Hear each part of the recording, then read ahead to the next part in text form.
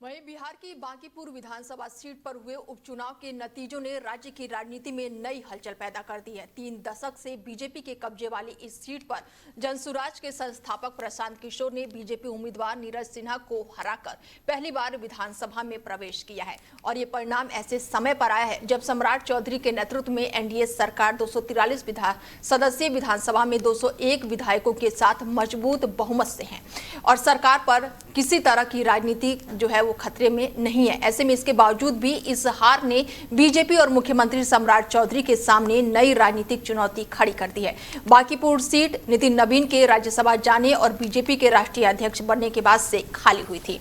ऐसे में ये उपचुनाव सम्राट चौधरी के नेतृत्व में बीजेपी की पहली बड़ी चुनावी परीक्षा माना जा रहा था।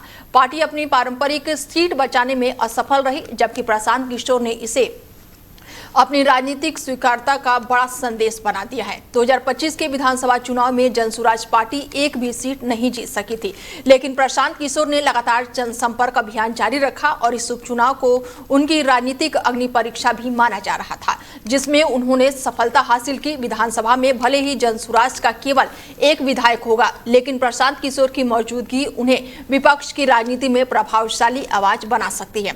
राजनीतिक विशेषज्ञों का मानना है कि इस जीत ने सिर्फ बीजेपी ही नहीं बल्कि महागठबंधन की भी चिंता बढ़ा दी है। प्रशांत किशोर ने चुनाव के दौरान विकास, शिक्षा, रोजगार और जनहित के मुद्दों को प्रमुखता से उठाया।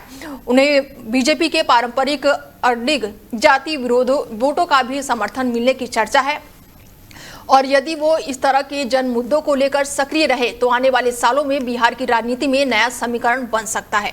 उनके विधानसभा एंट्री भविष्य की चुनावी राजनीति को नई दिशा देने वाली घटना भी मानी जा रही है।